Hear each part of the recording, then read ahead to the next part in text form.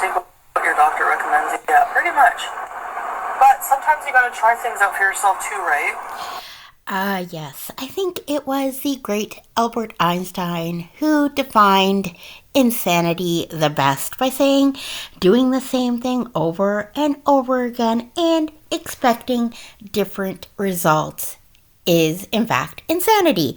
And this is Foodie Beauty pretty much doing the same thing she has always done when it comes to her health, which is what? Trying things out for herself, not seeking medical advice, not seeking doctor's advice, dietitian's advice, whatever. So we're going to get Hello, into this guys. one. 1 second, Miss Foodie. My name is Kidneyjay. The J stands for jerk because my kidneys are a pair of jerks. So let's get straight into this one about her water fasting as well. We'll go into a little bit of the OMAD situation. Before I do start, as the great band Def Leppard said, pour some sugar on that like button. Subscribe if you're new. I appreciate that. And I do have memberships if you want to support my small, little, humble channel that way. So let's get into what Foodie Beauty has to say.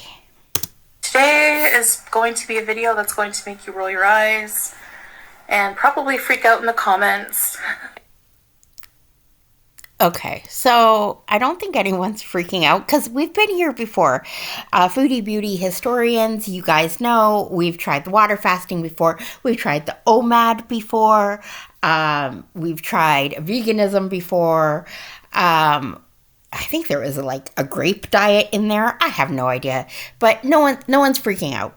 Like we've been here, same old, same old. Speaking of video titles, so not yesterday, my last Foodie Beauty video, I titled it, Can Foodie Beauty Cure Her Diabetes? I had a few comments, and guys, I'm fully aware there is no cure for diabetes. You can reverse it, yes, but I was just being facetious, being cheeky, like sometimes I am. So, yeah. I think I want to try this before I do anything else. So, I will show you my blood sugar reading here. This is fasting for over 24 hours, blood sugar reading. Okay, so this is my fasting blood. I have been sleeping all day because I'm not feeling well today, actually. So, yeah, that is the right time. And this is MMOL. Okay, first a few things. I'm glad she has the strips that are not expired. There was a time when she was taking her blood sugar with expired strips. Secondly, 11.9 fasting, not great. An improvement, yes, for sure. But key component we're missing here is her A1C, which is very telling, which is a blood sugar level over, like an average over 3 months, which she would have had drawn at her last panel that she said she had done like 2-3 weeks ago, which she said was perfect in every way except for her liver enzymes. I'll try to put the conversion there for you, but my blood fasting was yesterday 2:30, which is, I'll put the conversion here somewhere, so, but I think it's like 16. So it is down some points, which is really good. So I'm just going to continue to drink water today and see what happens when I continue to fast to my blood sugar. I'll keep an eye on it. I won't let it go too low, but I don't think I'll have that problem. But we'll see. Okay, so a lot of people were saying, oh no, like, she could become hypoglycemic and, end up in a coma. Listen, I'm not a medical doctor. I'm just going by based on my experience, what I hear around the dialysis center. Unlikely unless she was medicated. Now, if she was medicated, then yeah, there's more of a danger, or if she was type 1. But it still can happen. Video, the diet food yesterday, and then I have been water fasting. Yeah, for over 24 hours now. I It seems to be working. Like, my blood sugar has gone down by 5 points. So yesterday it was yesterday it was 16 when I tested it. And now that's MMOL. I've changed it to MMOL, which is what I'm used to. But I'll do the conversion here. So 11 is just about 200 mgdl. So Okay, so a lot of people were saying, I think she just switched it over from MGDL to MMOL to confuse people. No, I think it's just the way our Canadian brains are wired. Like when I see the MGDL number, I'm just like, I don't know what that means. I know it's high, but I don't know exactly what it is. Like, I don't think, oh God, is that borderline high or is that high? So I do think she switched it over just because it registers in our brain easier. Now, I do think because Chantal is a health revisionist historian, we'll say, when it comes to her health, she may have done it as well. So looking back, there's sort of a mix-up with the numbers. I will say that. It's going down a little bit, so I'm happy about that. Now, I will be monitoring it very closely to make sure that it doesn't get too low because, I hear people saying, well, it's dangerous for people with diabetes to fast. I would say people with type 1 diabetes, yes. Because they have problems with their blood sugar getting very, very low.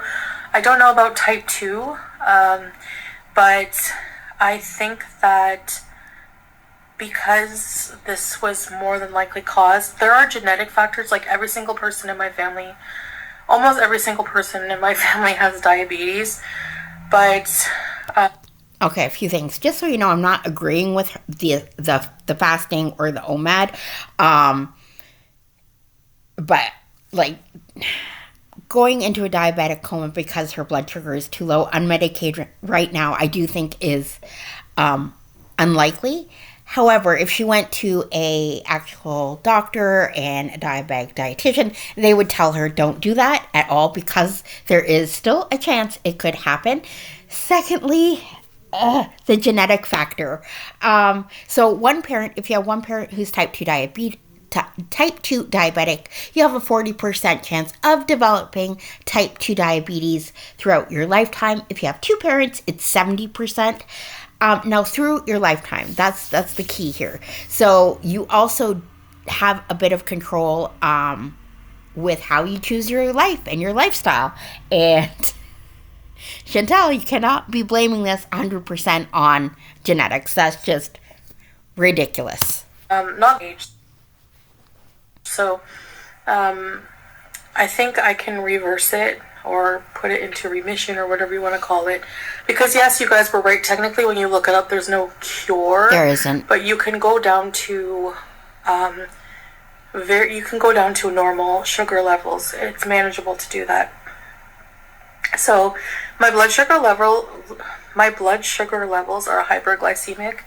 And if I go down to hypoglycemic, I will stop fasting and eat healthy, whatever. I'm going to see how far I can go. I want to give my system a break. I'm honestly afraid to eat anything at this point because of how it affects my blood pressure, of how it affects my blood sugar levels. So what she's telling me is basically there's no plan. Unless the plan is to never eat ever again in your life. It makes no sense. So again, she's sort of on a course, going nowhere, no plan.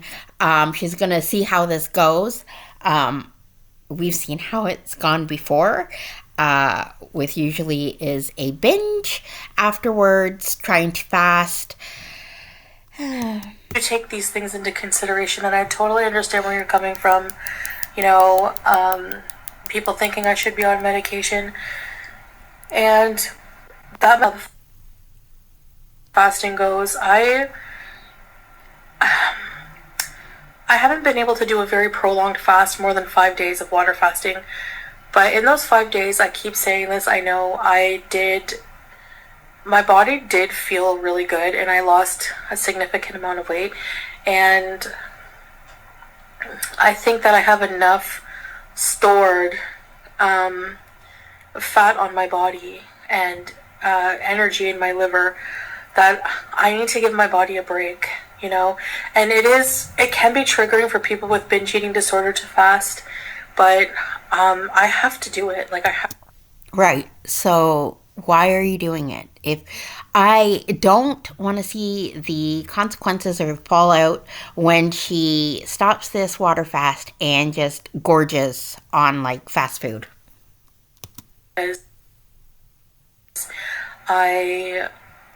just, I feel like anything I eat just throws my system out of whack. Eating low carb, that chicken dinner, my blood sugar didn't go up, but it didn't go down. So. And actually, maybe I'm wrong, but from what I heard, that's actually the key to diabetes is to have a steady blood sugar. Now, granted, not steady at 300 or 16, but you don't want to see those spikes and you don't want to see those dips. And over time, if she kept up with keto and low carb, she would actually see a decrease in those numbers and it would just stay steady. You don't want to see those spikes and those dips. Well, after I fast, maybe a couple of days or so, I'm not sure. No plan. When I go back to eating, I'm going to be doing, clean food, low carb, that kind of thing. So, probably a cleaner keto just because I don't have a gallbladder and my body is not able to handle very high fatty food, which is greasy, 90% of what we see you eat. Yep. Without feeling sick. Cool. So I don't feel hungry. I just feel sick. Like I just feel ill, kind of like low energy, even to make this video. One thing I super dread about fasting is that bad taste you get in your mouth. Anyone who's fasted for like more than a few days will know what I mean. So I have fasted for more than a few days, not intentionally, not by my own volition by any means. Never have I had a weird taste in my mouth. Now, I was hydrated. I don't know if Foodie Beauty is drinking her water like she said she's supposed to be. That could lead to a bad taste in the mouth. What else can lead to a bad taste in the mouth? Oh, kidney disease. Yes, it can. One of the side effects of kidney disease is a bad taste in the mouth. Now, she says she's only experienced this when she is fasting. I don't know. But everywhere I read and from my experience, I've never had a bad taste in my mouth from fasting. I think that it's going to be good for me to do the fasting. Also, another thing about fasting that's really beneficial for health is it depletes the glycogen stores in your liver. And, I have fatty liver disease, so it will eat up all of that stuff in my liver. So, and then it will go on to, kicking into the keto mode, and it will use my stored fat as energy. Yeah, okay, so she's talking about ketosis, which you could achieve from, a low-carb diet or a keto diet. So basically your body, instead of using glucose for energy, it uses keto.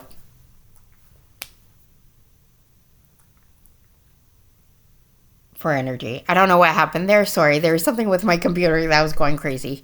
And then it's going to be about relearning proper nutrition, which I may seek at a center. Sorry, it uses fat instead of glucose. Oh, distractions. Online nutritionists. So she may go to wine. She may go to. Okay, we'll just let her finish. But we'll see. Okay, so she may go to a center for advice or she may go online. We'll see. So, no, she's not. My guess is, prediction is, like I said in my first video about this series, this is all for AdSense, all for clicks. Let's face it, her blood sugar has been this high like for a very, very long time. Not ever since she just got her glucose monitor. Anyways, guys, that's it for me. I appreciate it if you made it this far. Thank you, thank you, thank you. And we'll see where this fast goes. Bye.